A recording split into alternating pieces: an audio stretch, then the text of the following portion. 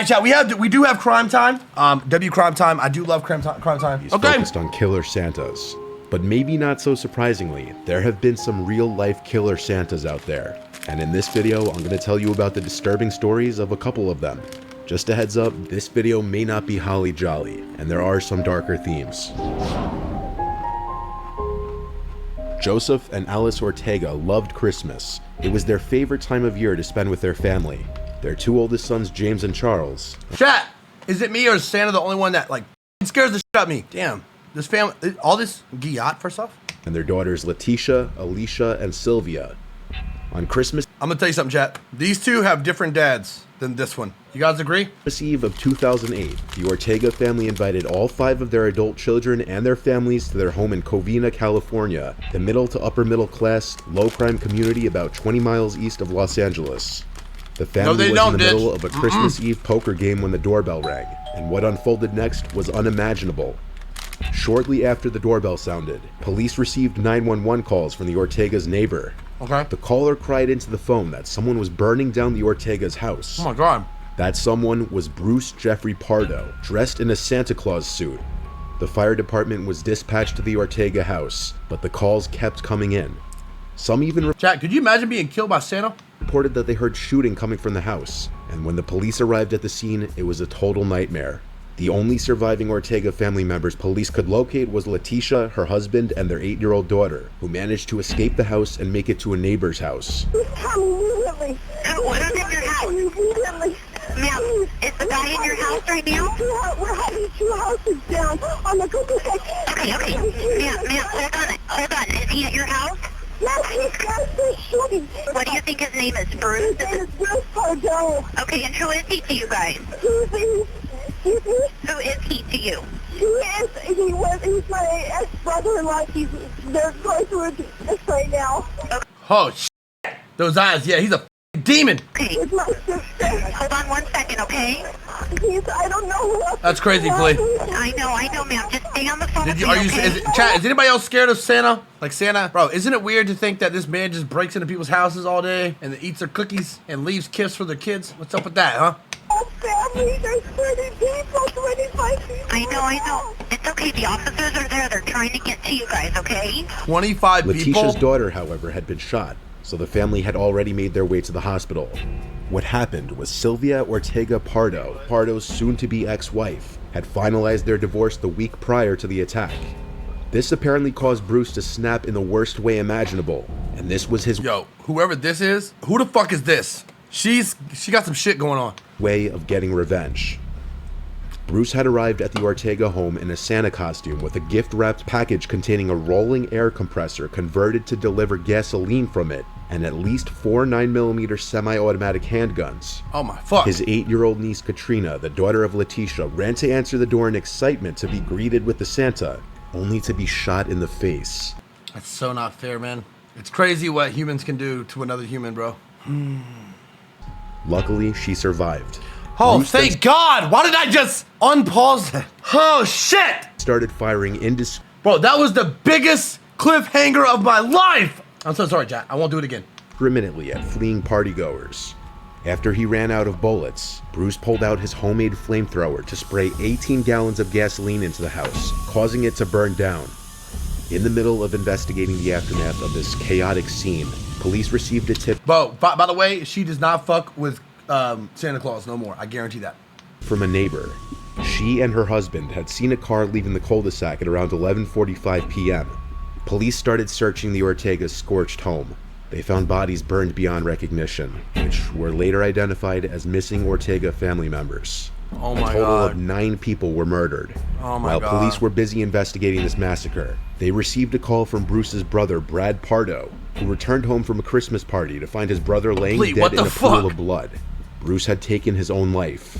On Christmas Day, police interviewed Letitia, who said that despite the Santa Claus costume, beard, and hat, she could identify the shooter to be her sister's ex-husband, Bruce Pardo. Investigators then went back to Brad's house, where Bruce was found dead, and searched his car, which ended up being the same car the Ortega's neighbors had described seeing on their street after the murders. Chat, you know what's crazy? This is one of my first cars, which fucks me up a little bit, yeah.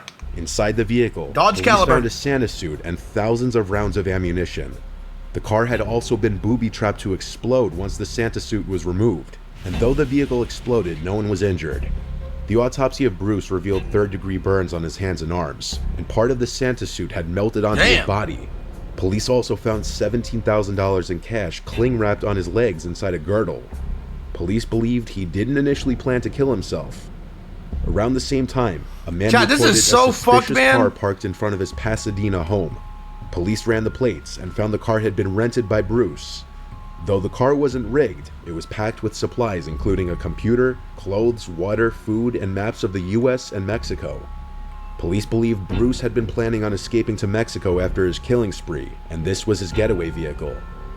The vehicle was also parked about 500 feet from the house of Scott Nord, Sylvia's divorce attorney. This was definitely not a coincidence, and Bruce was likely planning on also murdering Scott, because in June of that year, Bruce was ordered to pay $1,800 a month in spousal support. The divorce clearly took over Bruce's life, and he began to plot ways to get back at Sylvia. Chat, what is spousal divorce? What did he say? And instead of just killing her, he decided that he was going to destroy everything and everyone that she loved. The most likely explanation for Bruce's suicide would be his unexpected injuries. He didn't realize there was an open flame somewhere in the house, likely a candle, and when he was spraying gasoline, this led to an explosion that left him horrifically burned. Instead of driving to kill Sylvia's attorney and then escaping to Mexico like he most likely originally planned, Bruce instead went to his brother's, where he killed himself because of how badly he was burned. That's crazy. Child support what? Child support, but for your wife? You have to pay an ex-spouse when you divorce them? That is the dumbest. Who would? I mean, this is bad, but who the fuck would do that? I can see child support. It's the same thing as alimony. Yo, the fuck if I'm paying for another adult? Bro, if we're not married, no, fuck all that. If you're not my girl, hell no. You got to come get this money. Fuck that. That's crazy, right? Am I crazy? Is that normal? I don't really know about marriage.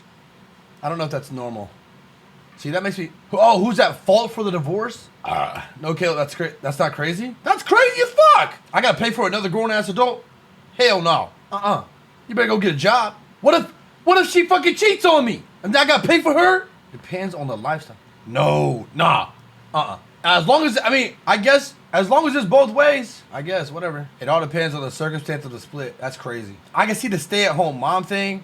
Like, if you're a stay-at-home mom, for sure, like, yeah, I'm taking care of the kids. You're going to take care of me and the kids. You know what I'm saying? I can see that.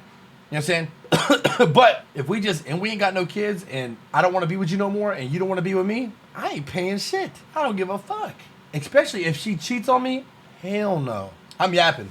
I don't really know about marriage, but... Katrina Yusupolsky is alive and well today. Unfortunately, she hasn't let the horrific experience overtake. If kids are involved, for sure, not even a problem. If it's just you're an adult, you better go get that shit in blood. Take her, and she's currently living her life to the fullest.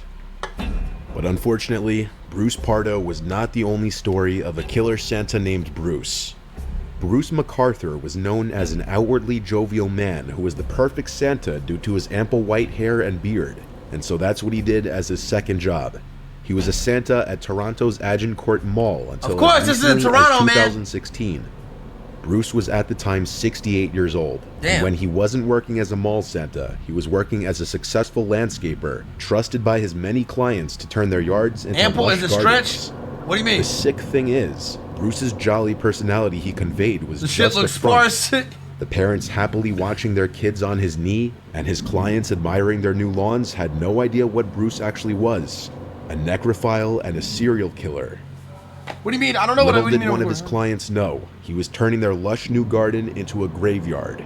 Oh my Between God. September 2010 and June 2017, wait, what'd he say? I wasn't listening. Bruce murdered at least 8 men. Oh my God! Okay, I'm seeing a trend here. This guy was definitely racist. What the fuck does that mean? You suck at listening to videos? Seems like he had a tight facts. I don't want to explain it. What does that mean? I don't even want to say it. It sounds too close to another word. What does that mean? Oh, sex. Oh my God. He was fucking these guys. He was gay. And he was trying to hide it. So he killed them. Dude, imagine having sex with the guys and then killing them. His targets were usually vulnerable, having been poor, lonely, or new immigrants. All of Bruce's victims had arrived to what they thought was a safe country to explore their sexuality. Bruce's seemingly welcoming and friendly nature led his victims to thinking just he be was a gay, friend man. and to trusting him. Then he would kill them. Bruce was described by colleagues and coworkers to be a great guy who always had a smile on his face. Oh, he was For getting 30 fucked, years, and then he was killed him. seemingly happily married to his wife Janice, who he had 2 children with and lived in a house in Auschwitz. Oh my God, he was getting fucked? No, he killed first. Oh, the Jeffrey Dahmer shit! Oh my God! He probably ate him. Oh! I hate my brain. Oh my God, I hate it. Fuck! Oh no! Chat, I have imagination brain. I don't even know what that's called, but I can visualize. I'm a visual guy, you know? Fuck, man. I wish I would have known that. Fuck. With a middle-class my town very brain! close to downtown Toronto.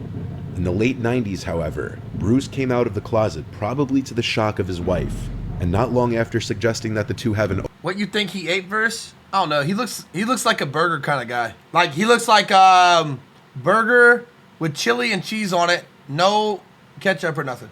Open relationship. He left his family and moved to Toronto, but he remained on speaking terms with his family. Bruce became a regular in gay neighborhoods, and I knew it! I knew he was gay! but he remained on speaking terms with his family. Bruce became a regular Oh yeah, diabetes. in gay neighborhoods and wanted to be part of the LGBT community. Dude, But pretty soon that community didn't want him to be a part of it, as he quickly earned himself a reputation of being trouble.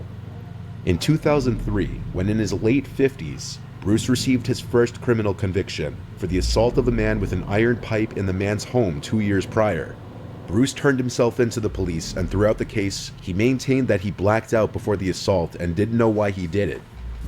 In January of 2003, Bruce pleaded guilty to 1 count of assault causing bodily harm and assault with a weapon. But thanks to his lawyers, Bruce didn't serve prison time. Rather, he was ordered to attend counseling for anger management and provide a DNA sample to police.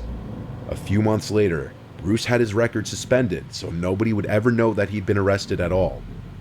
Bruce's landscaping business was busy enough to occasionally hire casuals, until one of those hires disappeared, Mahid Kayhan. Oh my God! Bruce admitted to police to knowing Mahid. He told police that Mahid had worked for him doing landscaping for a month, and the 2 men had a sexual relationship that Bruce claimed he broke off. Bruce was not a suspect at the time of the interview. He was treated as a witness in the missing persons cases. Bruce's approach to murder was usually the same: strangulation using a rope and metal bar. When his victims were dead, he'd pose their bodies and photograph them. Sometimes in his apartment and sometimes in his red Dodge Caravan. Oh my God! One victim was posed wearing a fur coat and with a cigar in his mouth. Some had their beards and heads shaved. Others had their eyes closed. No. Then he would take close-up photos of their genitalia. Bruce stored these dead body photo shoots in digital files on his computer. He then dismembered his victims, distributing their body parts in one client's garden, putting to use his knowledge and skill in gardening. In June of 2016, Bruce ended up in a police station after a guy he was having sexual relations with reported him for almost choking him to death while they were in the back of his van. The man managed to escape and report Bruce to the police. And for the second time, Bruce turned himself into the police.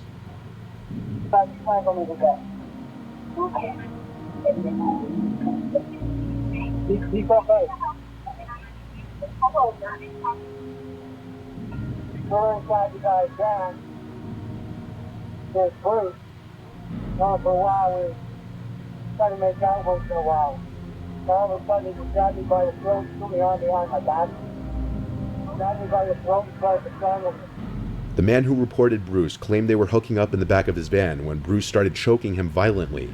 Bro, I ain't gonna lie. These old dudes back in the day, they be freaky as hell, man. But hey, watch out for these old dudes, man. They freaky as hell. Chat, I ain't gonna lie. But when Bruce was being questioned by police, he played it off that he was asked by the man to choke him. No, you didn't, He Paul likes it George. rough. And right now, you're under arrest. You're placed under arrest this evening for the offense of assault, okay?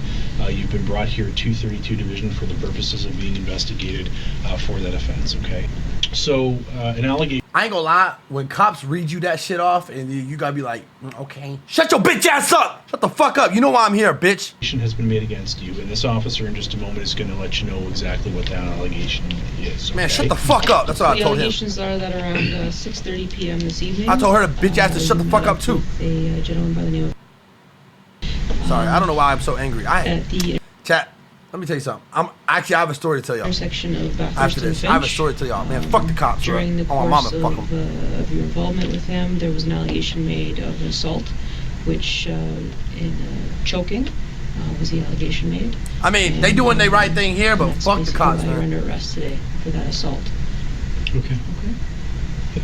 So, sir, if you would like to provide us with your account of what occurred earlier this evening. Well, we talked about going for dinner, and he said he needed to take a shower, so I said I'd meet him at the Tim Hortons. Oh, yeah, at he got his Finch and zesty ass voice. Bathurst. And so he arrived, and we were going to have sex, and he suggested do it in the back of his truck since it hadn't been used yet. It was a brand new truck. I said, well, there's more room in the back of my van. So we went to my van. So then I thought, okay, he likes it rough. So I put my hand to his throat, and just for a few seconds, because before that he's very strong, he just completely turned around and grabbed me by the throat. He said, and Caleb, it's not the voice, it's said, the "No, murdering, I I'm gonna think. show you What do you I'm mean? going to do to you. What'd I say? And he had me by the throat to the point that I couldn't breathe. So I put my hands like up in the air, like surrender, because I couldn't talk. And that's when he finally let go. And then he jumped out of the car. He said, I don't want to see you again. Has anything like this ever happened before, where things got out of hand? Not like that. No, not that quickly, or not just like that. Okay, things have never gotten violent. No. No. Okay. I thought he liked it rough. Ha! Police believed Bruce's story and the case was dropped. On June 26, 2017, Andrew Kinsman disappeared, and this was the start of Bruce's downfall. Bro, he don't even Andrew look was gay. different from Bruce's other victims. He looked like he Andrew would drink. was well known and liked among Toronto's church and gay community, and he was Whoa. He looked like he would drink a lot of coffee in the morning and say, "It's a good morning, don't you know?" Like, don't he? the caretaker of his apartment building What's up, in Chief? Cabbagetown. His disappearance following Toronto's Gay Pride Parade was quickly noticed, and within days, posters of his face were seen all over town. Andrew had become the latest addition to the disturbing disappearances of gay men that had been plaguing the community for years. Andrew's friends and colleagues knew he was interested in true crime and serial killers. A colleague noted that he had an occasional hookup with a man very into the psychology of serial killers and how they functioned. When police searched Andrew's apartment, they found computer files on the serial killer and necrophile Dennis Nilsen, otherwise known as the Kindly Killer. Dennis Nilsen's methods of murder were eerily similar to those of Bruce. They also found a documentary on U.S. my serial God. killer John Wayne Gacy and 10 Yo, I pictures ain't gonna lie. Oh no, I can't say that because I'm gonna get in trouble. I just made a fucking connection, man. That's the guy the chat said you look like. Man, chat, shut the fuck up. I don't know this guy. Bro, if I say what I'm about to say, I'm in trouble. I'm just saying, there's a lot of connections here, man. of Bruce taken on September 11, 2010, using Andrew's camera. Turn his The TV name off. Bruce was also scribbled on Andrew's calendar, eerily coincidentally for the day he disappeared. Yo, please, that's crazy. It's possible Andrew suspected Bruce was a killer and was doing his own investigation. Police discovered CCTV footage showing Andrew getting into Bruce's red 2004 Dodge Caravan. They finally had a suspect. In September of 2017, while Bruce was under surveillance, police took a coffee cup he discarded in the trash to obtain a sample of his DNA. 2 months later, Bruce dumped his caravan at a scrapyard, which was seized by the police and forensically examined. They found blood and semen connecting multiple victims to Bruce, including Andrew Kinsman and another victim, Salim Essen. This evidence allowed police to obtain a warrant to enter Bruce's home covertly without him being there. Forensic experts discovered photographs of Andrew and Salim on his computer, taken after both men were dead. The timing of this discovery was impeccable, because Bruce was likely about to commit another Put crime murder. time in your title. The next day, I eventually will, yeah, I'll police start doing witnessed a that. younger man arrive at Bruce's apartment building in Toronto. The man was likely to be Bruce's next victim. They raided Bruce's apartment, finding the man who entered his apartment naked and handcuffed to the bed with a black bag over his head. None of this was done with his consent, and he was screaming for help. Bruce was arrested and charged with the murders of Andrew and Salim. A deeper search of his apartment revealed files on each of his 8 victims and souvenirs from each of his crimes. They included ropes and a metal bar used in the strangulations, jewelry from multiple victims, and a notebook from Salim. They also what do you mean, found oh hell no? What happened? What did he say? It was a picture? The intro of the room? From each of his crimes. They included ropes and a metal bar used in the strangulations, jewelry from multiple victims, and a notebook from Salim. They also found a file he'd already prepared for the man they'd saved, confirming that he was close to having the same fate as the other 8 known victims. Oh, I got you, Dunk. Don't even worry about it. Police checked 75 properties that Bruce had worked on, and at one client's property in Leaside, they found body parts from the 8 victims in large planter boxes and an adjacent ravine. Karen Fraser, the homeowner, was shocked and stated that Bruce was the best friend, neighbor, relative anyone could want, a similar description many others used for him in the past. But one major question still stands: were there only 8 victims? Bruce entered a guilty plea early in court proceedings, but showed no sign of remorse. He was given a life sentence on each murder charge. Damn, Between bro. 1975 and 1978, 14 men from Toronto's gay community were murdered. The method of killings varied, including beating, strangulation, and stabbing. Chat. Police solved around half of the cases, but the rest remain cold cases. It seems likely that Bruce was somehow linked to these other murders. Their seemingly jolly mall Santa to be capable of such atrocities I love you, man. makes you realize you never really know what kind of person somebody actually can be behind closed doors. Chat. Oh my god, chat. No, that's crazy. Hold on.